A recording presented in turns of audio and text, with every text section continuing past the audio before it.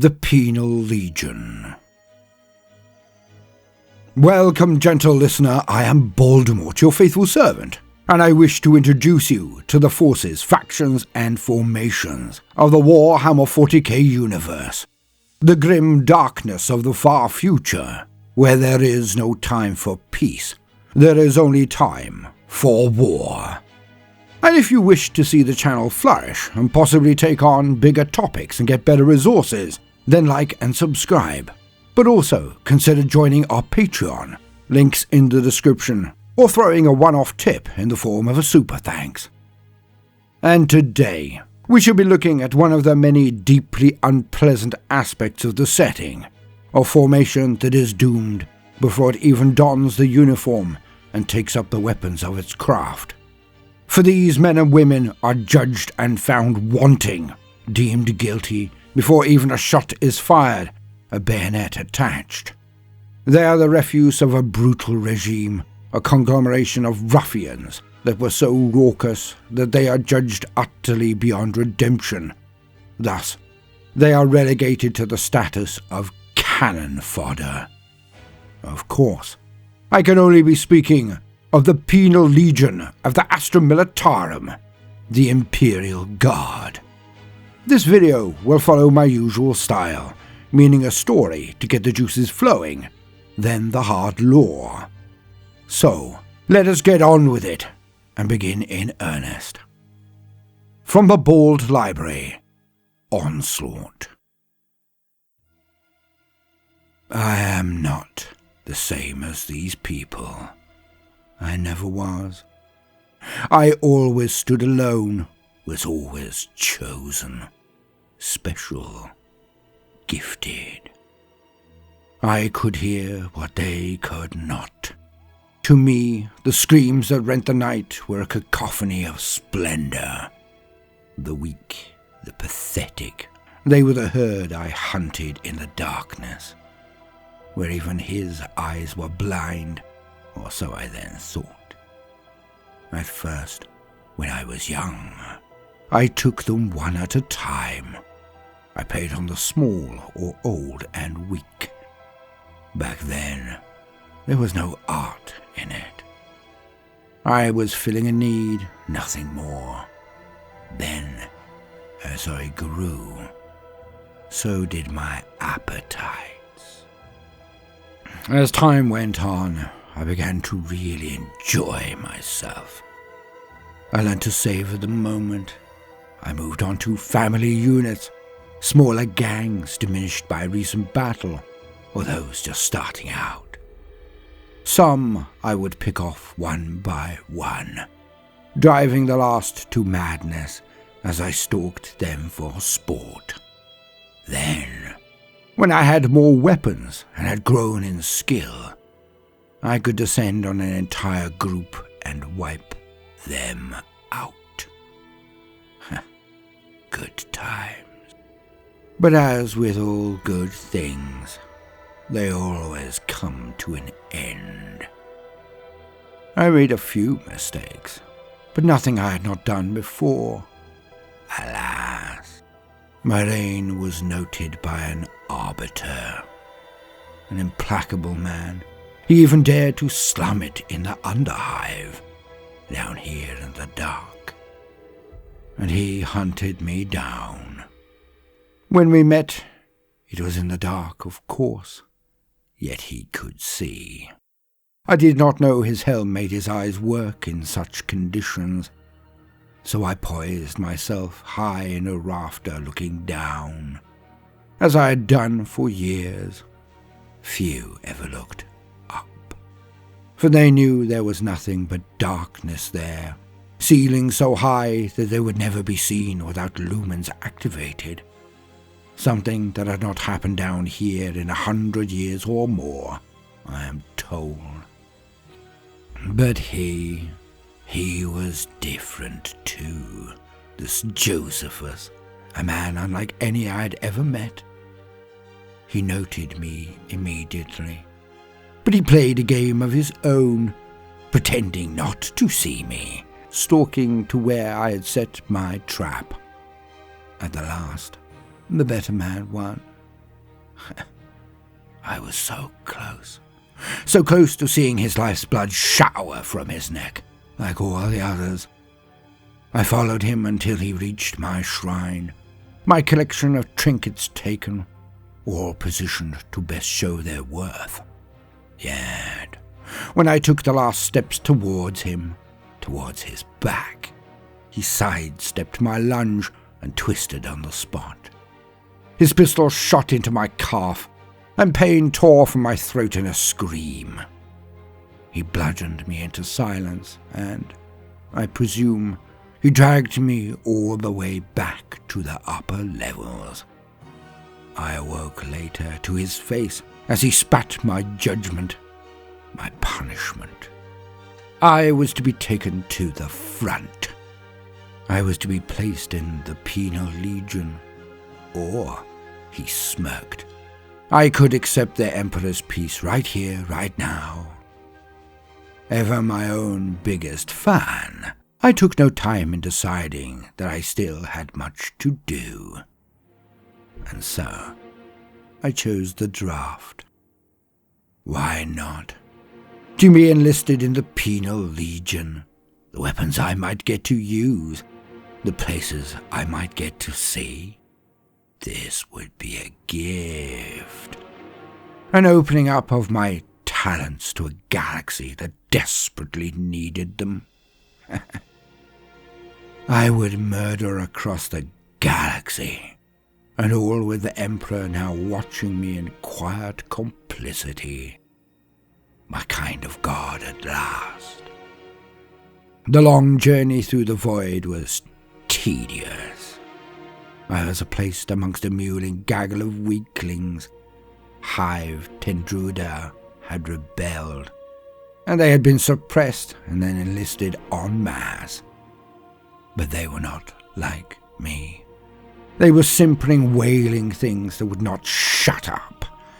And each night, when the lights went out, I thinned the herd of its most vocal moaners.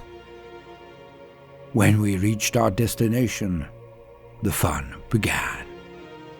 I will never forget those days, marched off the transport, each and every one of us given a collar to mark us, to control us. The first day saw at least a dozen of these whiners make an attempt to flee. One of the fences was obviously weaker, and off they went, trying to get under or over it, then off into the forests that surrounded our compound. Most here were near paralyzed with fear at the open skies above us. At night, we could even see the moons, things I had always thought a fancy. But as the dozen or more got 3 paces from the broken fence, it happened. Dull thuds went off as each of their collars exploded inwards, and their heads flew into the air. It rained skulls for a while. I had to stifle a chuckle. None of us could escape now. The collar would blow our heads off if we tried. The fully manned heavy stubbers on towers above us dissuaded a mass movement towards any of the entrances. They only had rudimentary gates. Why bother with more? Any who they did not kill with stubber fire would end themselves as soon as they were far enough away from their officers. Boom, boom, boom. Or any of them could just press a button, and entire groups could explode. More raining craniums. I clenched my jaw and ground my teeth, but I obeyed, and I waited. We were informed that our first battle would be our last, and for 99% of us, this was true.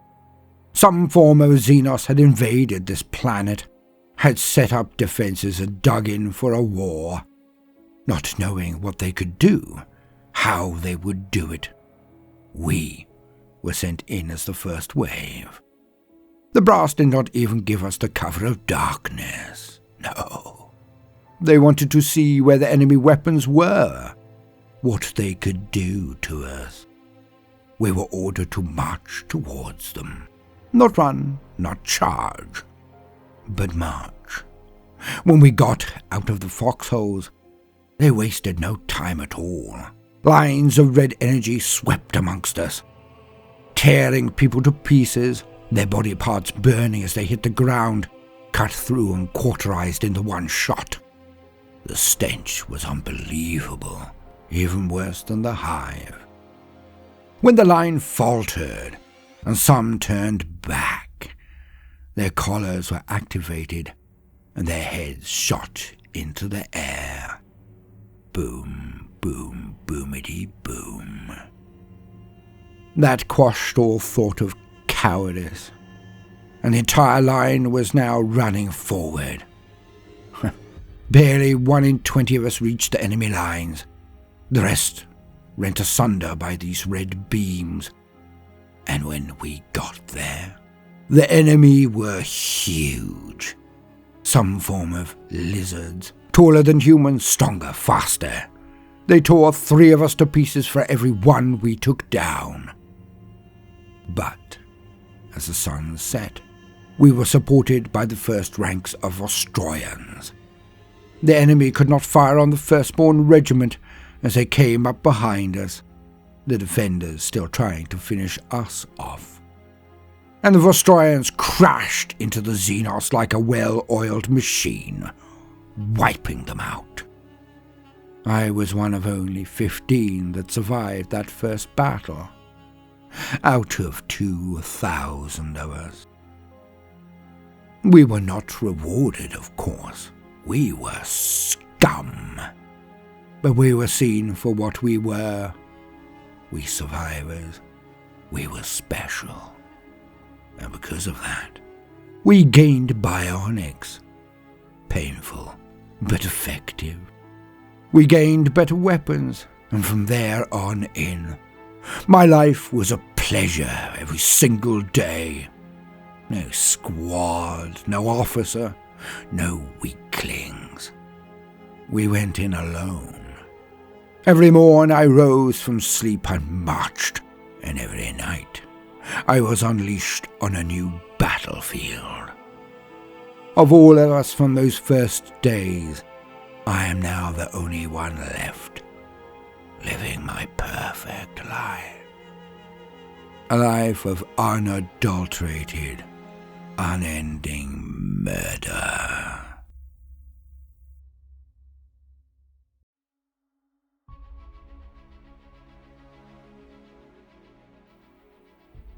So, what is a penal legion? Ostensibly, a penal legion is a military formation made up of criminals of the worst order. Those who commit crimes, usually quite heinous, are eligible for this posting. They can be murderers, serial killers, or the dregs of humanity. But can also come from any wing of the military as well. They can be deserters, the insubordinate, or the cowards who will not fight. Many worlds close to a war front are perpetually drained not just of standard conscripted forces for the regiments, but also of their dregs. Those who cannot be placed back into society for any reason. On some worlds, the criteria might be unspeakable barbarity, murder, torture, the like. On other worlds, it could be so harsh that even to look askance at a person's hierarchical better may get you the collar of the penal legionnaire. In some instances, the defenders will be offered 3 stark choices. Death, to be made into a servitor, or to be enlisted into the penal legion. And most choose the penal legions, of course. The sane would merely accept the Emperor's peace, but the eros urge in even a downtrodden human is such that they strive even in the face of fate. They still hope that things could possibly get better. Yet this is not the entirety of it all. The Imperium of mankind is a hellscape. It is the worst, most cruel and sadistic regime imaginable. Ruled from the cradle of humanity, the High Lords of Terror pass their diktats and shuffle ever-depleting resources on scales so mind-boggling the responsibility and ramification of mistakes will crush even the most stoic of the people of today. The stakes are so catastrophically high. These directives are then cascaded down to the regional centers of control, then further down to the locality leadership. And these are more often than not an oligarchy or nobility that rule all. Laws are draconian, and the punishment for their transgression never fits the crime. When the iron boot of such a tyranny slams into the face of humanity so blatantly and unrelentingly, it can do nothing but foment rebellion. It creates an existence that is not worth the living, the total crushing of the human mind, body, and soul. Every man or woman is worked until they drop, performing relentless, perpetually repetitive actions seemingly designed to strip individuality, interest, intellect, and independence from all. Half-starved and never given respect, dignity, nor self-determination, the life of most humans in the Imperium is a waking nightmare that can never be escaped. Under these circumstances, even the most balanced, devout, or loyal have their faith tested beyond breaking point. None in the factories will see that their manual labor is due to the reduction in high technology that would have made all of these processes easier if automated. None in the fields will see that their hard work in harvesting crops that they will never consume is so that the warriors of humanity can fight on against insurmountable odds. None in the lengthy and brutal food lines on hive worlds will see that those crying for vengeance against their noble tormentors are usually motivated by dark powers, or wish to not destroy the system, merely to take the highest positions for themselves. Where having an inquisitive mind can get you killed, where questioning the existence of the God Emperor can have you burned at the stake, where even writing a song or painting a wall for distraction could get you the attention of the powers that be, where every form of art that extols the human spirit could be construed as being inspired by licentious and terrible gods. Under these conditions, it is unsurprising when the masses rise up. Alas, these rebellions hardly ever manage to change anything, hardly ever come out of their infancy.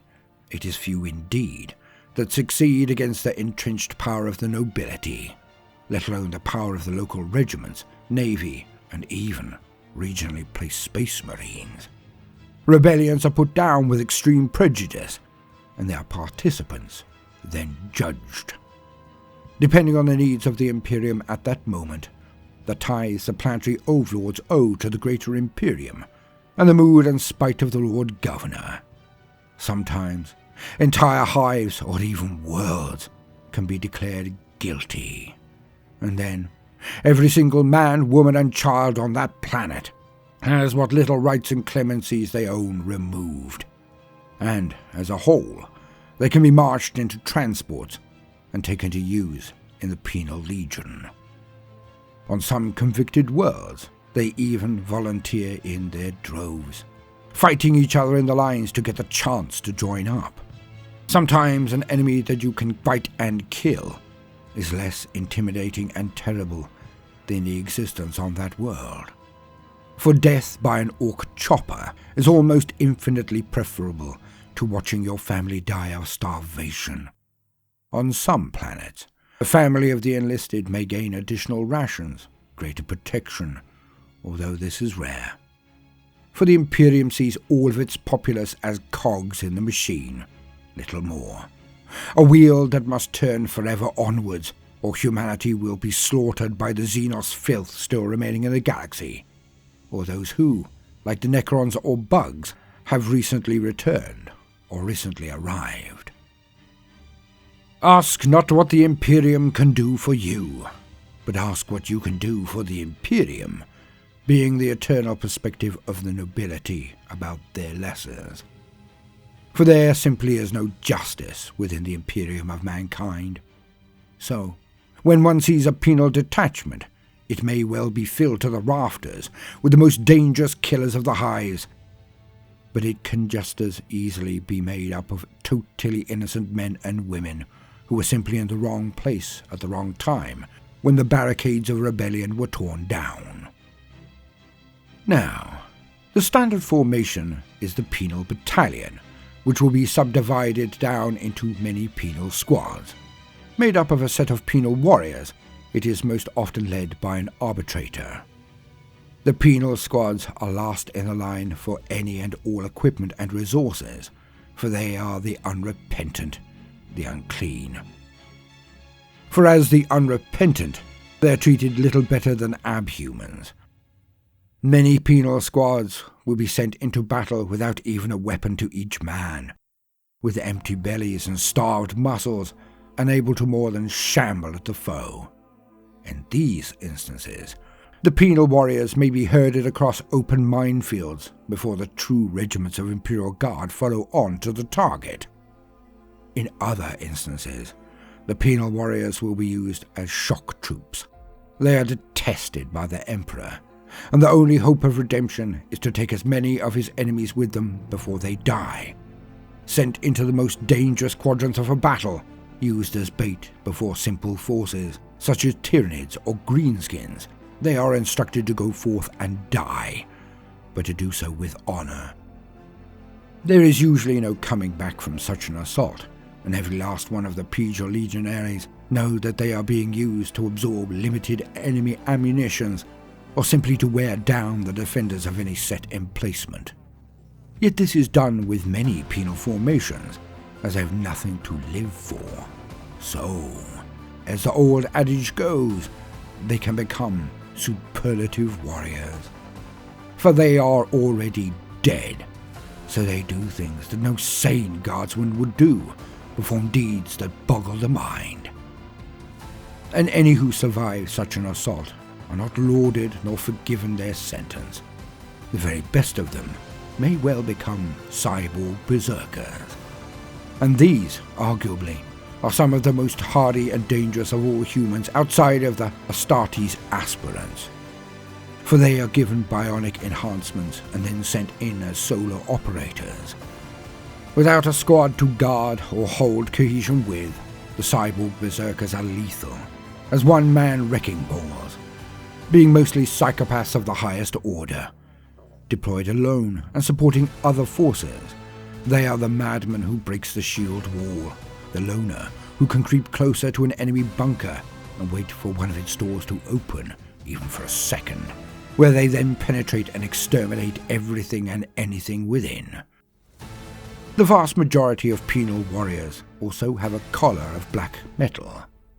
This is a brace that has a tiny explosive charge within it, always pointed directly inward to the neck.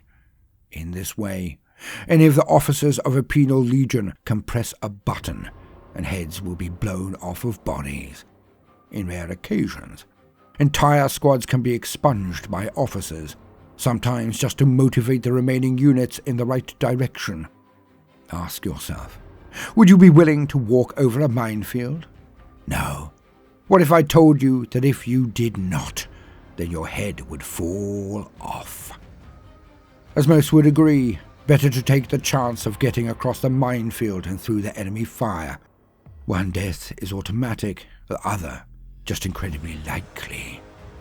And humans will usually choose even the slimmest of chances if it means that they may live.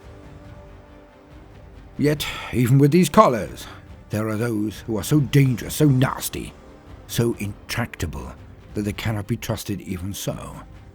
These men or women may then be placed amongst the human bomb squads. Like a dog being trained to huddle under an enemy tank before detonation, the human bombs are trained to get into the deepest clusters of enemies they can find, to drag themselves towards the enemy if their legs are severed, to dive amidst them if they are able. The penal warriors are given a bomb harness that will explode under their control, or so they are told. Many still have their explosives controlled by the officers watching them from far, far behind. In this way, they cannot simply turn on their own lines and detonate out of spite.